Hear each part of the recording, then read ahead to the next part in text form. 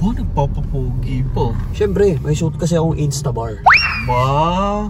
Instabar, it's the best. Wala nang intro ha. Parang agad. Siyempre, nga pala. Suot ko yung aking Thailand outfit. Kinakabahan ako dyan. Pupunta tayong Thailand? Yes. Wala akong dalang passport. Alam mo yung pagsuot ko tong outfit na to, Brad, parang feeling ko turista ako. Kanina naglalakad ako papunta dito, ba, galing ako sa ATM.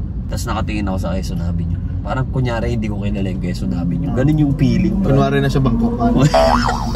Kunyari nasa Bangkok. So, today. Tonight. Oo, tonight. Tutuparin na natin ang matagal na nating plano. Yung planong naging pangarap. Yung plano na hindi natin matupad-tupad, ngayon na natin gagawin. Yun. Shoutout sa misis ko, pinayagan ako lumabas ngayong gabi. Kala ko nga hindi ako papayagan, nagpaalam ako kanina eh. Sabi ko, punta kami Binondo. O sige. Sabi niya, kailan? Ngayon. Ngayon? Gabi na. Sabi ko, wala lang, gabi lang eh. Wala lang. Maya-maya nagsabi, sige, bilang mo siopaw. Putangin na yun yung seal of approval, Brad. Bilang mo siopaw. Kung nakaka-relate kayo, mag-comment kayo kung ganun din ang mga misis nyo. Yung tipong kunyari, nagpaalam ka, tapos nagbilin. Puta, yun yung seal of approval pag nagbilin. Pero pag hindi mo na ibigay yun, yari ka. Oo, yari talaga, bro. So ngayon mga kaibigan, kasama ko si Hotdog tsaka si Kawawi. At pupunta kami ng Binondo! Sa wakas! Sa wakas! Check, 10:47 mga kaibigan. Sana may abutan kaming noodle house doon. Kakain kami ng noodles. Pero ang target namin is si Waying. Diba? Napakasarap ng Waying. Alam ko gabi yun, mga 1 o'clock, 2:00 yan. Diyan yan nagsasara. So somehow may time pa tayo. Let's go! Let's go! Let's go!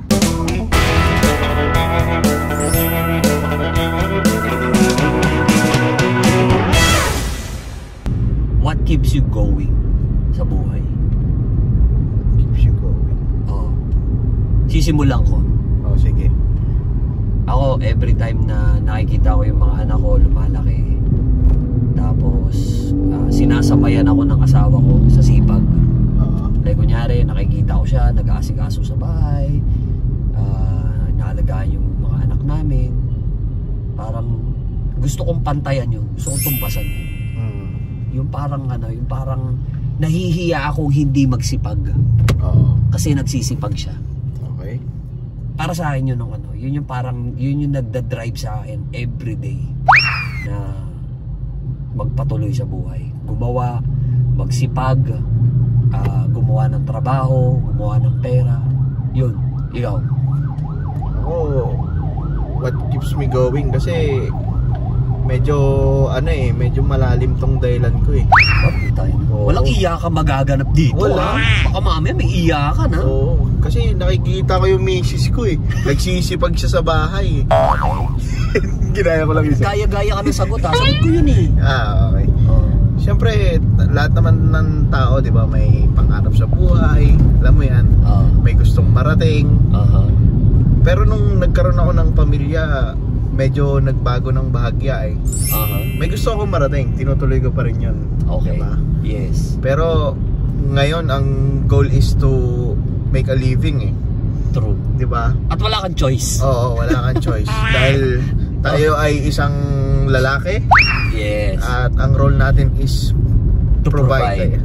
Provide. Ito kasi yung wala kang choice. Pero hindi mo pwedeng sabihin na wala kang choice pero bitter ka.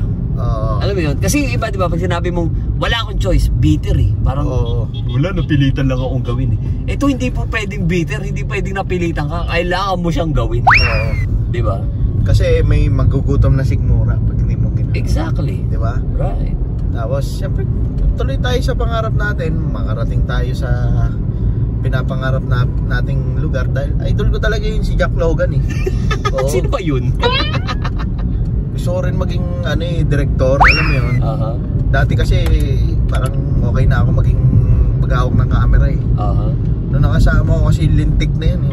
Nagbago yung perception ko sa buhay. Bakit? Sige, sabihin mo sa akin. Anong perception ang nabago sa'yo nung nakasama mo? I mean si Jack Logan. Hindi kasi... Anong perception? Sige nga. dati kasi nakikita ko yung sarili ko as videographer, editor. Ito pa yan. Hanggang dun lang ako eh. Pero yung tarantadong Jack Logan, sinabi niya, marami ka pang potential na hayop ka. Yun yung nag-push sa akin. Siyempre, ganun din yung mga nakakasama natin. Sila Boss Richie, sila Kuya Chow, di ba? Kasama natin yan na bumuo ng mga pangarap natin at makarating sa kung saan man natin gustong pumunta. Totoo. Oo. Eh nung nag-aano sa akin, nagtutulak sa akin. Ikaw, Kawawi, sa'yo, ano sa'yo? Sandali, kaya pala ang traffic yun. Banggaan eh. Yan naman pala eh. O, ikaw, Kawawi. Lapit ka rito para naririnig ka sa mic. Lakas boses ha? Ano, what keeps you going, Kawawi? Well, sa akin, ano eh, kumbaga, nasa atin na yan, pamilya natin, di ba? Mga anak natin, asawa natin.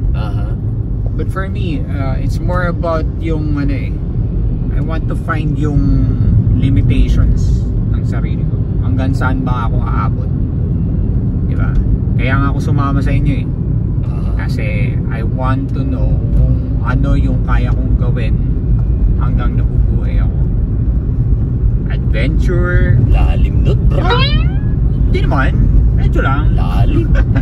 Lalim pa. Kasi 7 diba, siguro yun. Parang ano ba yan? Parang ang sinasabi mo ba parang yung sense of purpose? Yes, that's right.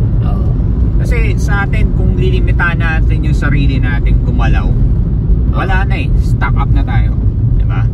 Mapupurol tayo. Kumbaga, magkakaroon tayo ng ano, ng tawag dun. Ano yung tawag dun sa kalawang, kalawanganin tayo, diba?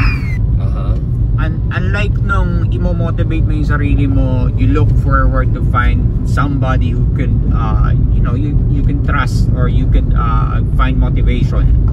Like the two of you, diba? Ino-motivate nyo ako every time na I'm sinking in, talagang nandiyan kayo. And well, I'm really appreciating everything, diba? Nagpapasalamat ako sa inyo kasi hindi nyo ako binibitawan. So in the next, few next days, next week, diba? Next month, anong man adventure yung mapuntahan natin tatlo or madagdagan tayo, bumalik si Boss Richie, I will be happy, diba? So pag English mo, bibitawan ka na namin.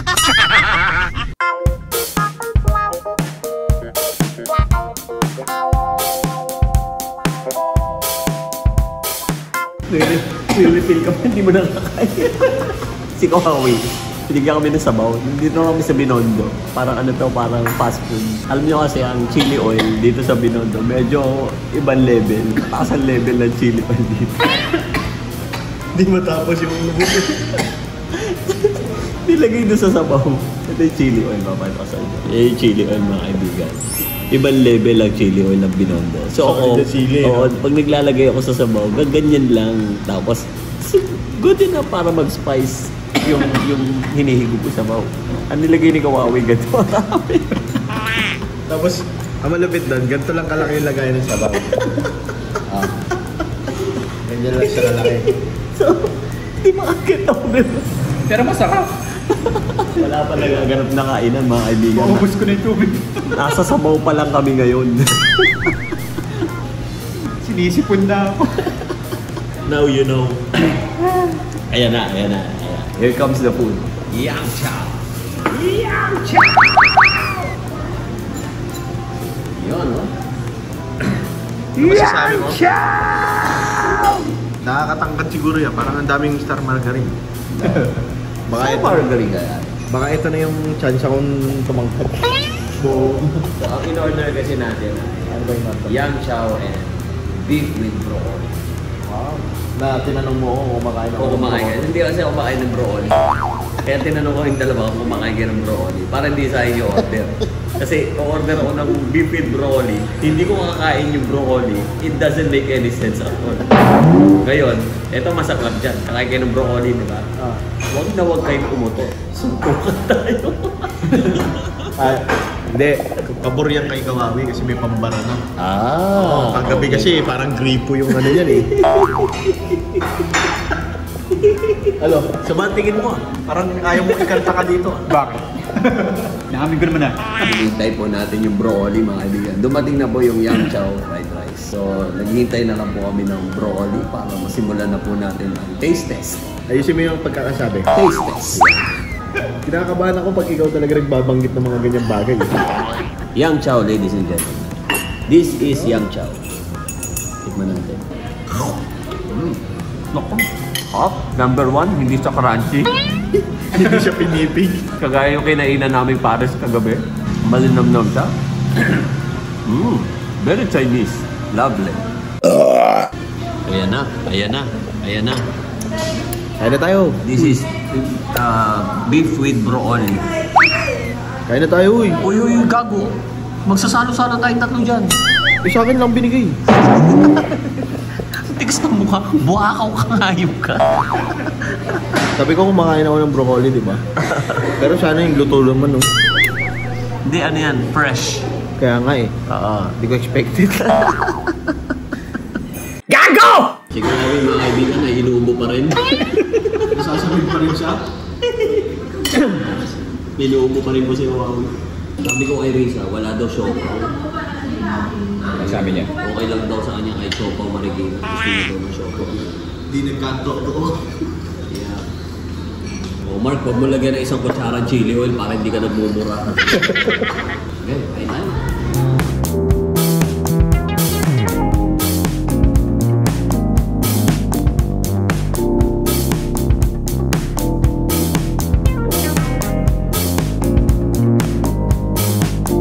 Oh, di ba? Yan o. Yan o. Wow! Nakauwi na kami kagad. Hindi na kami nakapag-video sa pagbili namin ng siopaw sa Marikina. At sa... Ano po dinaanan natin? Humihigay sa Shell. Umihi kami sa Shell. Tapos natulog ako. Kasi... busog na busog ako. Antok na antok kami lahat. Ay, medyo tahimik na rin kami ngayon. Kasi... oras Oo. Alas 2 na. Mag-aalas 2 na. Naway nag-enjoy kayo sa ating maliit na vlog, mga kaibigan. Ganto lang siya kalit. Nabusog ka ba? Nabusog ka ba? Yung tiyan ko eh, parang ano eh, 10 years. Mga tiyan natin. Pero pagtabi-tabi natin mga tiyan natin. 10 years in the making. Pagtabi-tabi natin mga tiyan natin. Ala, nakaumbok yung siomay. Naway nag-enjoy kayo sa aming maliit na vlog. Kahit kahit nasaraduhan kami ng Waying, nakakain pa rin kami sa Binondo. Medyo nakakatakot lang yung mga parking boy doon sa area na pinuntahan namin. Mga ninja kasi. Bukod sa pagiging ninja, sagarin na natin mga buraot. Naningil pa ulit.